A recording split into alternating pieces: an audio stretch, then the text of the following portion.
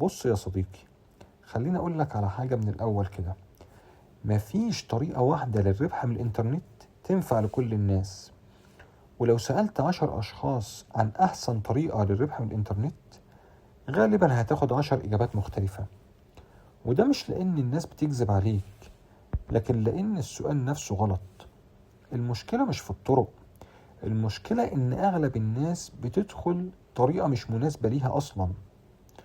في الفيديو ده انا مش هقولك تبدأ في ايه وما تبدأش في ايه، بس هديك طريقة تفكير تخليك انت تختار الصح ليك انت والمناسب ليك انت، وتبعد عن الطرق اللي هتضيع وقتك. اي طريقة ربح من على الانترنت بتنجح مع فئة معينة من الناس وبتفشل مع فئة تانية.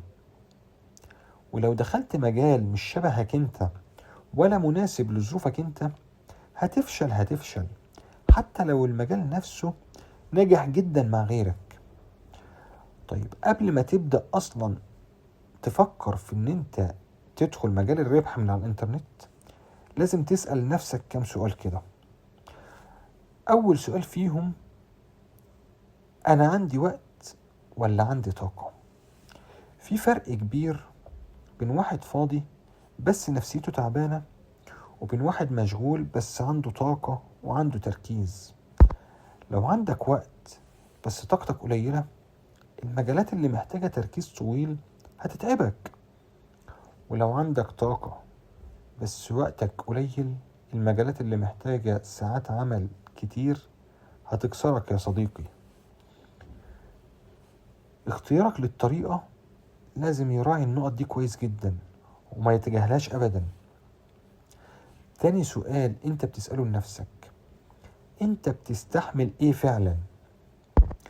في طرق محتاجة ظهور وكلام زي الفيديوهات بتاعت اليوتيوب، او لو هتدي كورسات او الكلام ده. وفي طرق تانية محتاجة شغل هادي وممل زي الافليت ماركتينج، او لو حتى هتشتغل في التجارة الالكترونية. في طرق نتائجها بتتأخر شوية، وفي طرق نتائجها اسرع بس غير مستقرة زي التداول والعملات الرقمية. ممكن تكسب منها بس نادر. البيتكوين ممكن مرة فوق في السماء، ممكن مرة فوق تحت في الأرض، ففيها مكسب بس مش مستقر. مش كل الناس بتستحمل الملل ولا التأخير ولا الضغط النفسي. ولو اخترت حاجة انت مش مستعد ليها نفسيا، هتسيبها مش عشان الحاجة دي فاشلة، لكن الحاجة دي مش مناسبة ليك انت. آخر سؤال ويمكن أهم سؤال فيهم: انت عايز تبني ولا داخل تجيب فلوس بسرعة؟ لو داخل المجال بتاع الربح من الانترنت ده بعقلية انتش واجري، غالبا هتبدأ في حاجات كتير جدا ومش هتكمل ولا واحدة فيهم في الآخر. إنما لو داخل تبني، تفكر بتبني بهدوء، حتى لو كانت البداية تقيلة شوية، بس في الآخر هتكمل وهتشوف النتيجة بعينك. لازم تكون صريح مع نفسك يا صديقي من الأول، عشان ما ترجعش بعد كده تشتكي من مجال غلط انت اللي دخلته. يعني هقول لك على مثل بسيط توضيحي كده. لو شخص شغال 10 ساعات في اليوم وعنده مسؤوليات كتير، مش زيه زي شخص فاضي وما عندوش حاجة، لو الاتنين اختاروا نفس الطريقة اللي يدخلوا منها فلوس من على الانترنت، واحد منهم مش هيكره المجال ومش هيكمل اصلا. مش عشان المجال صعب ولا حاجة، لكن عشان هو مش مناسب له، هو مش مناسب لظروفه.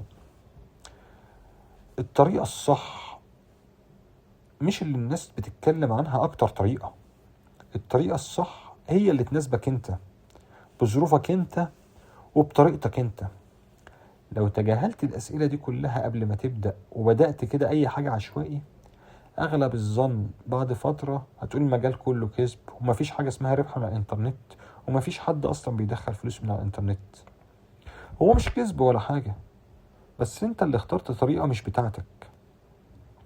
في القناة دي أنا مش هقولك تبدأ في إيه وما تبدأش في إيه، بس هعلمك تختار إزاي.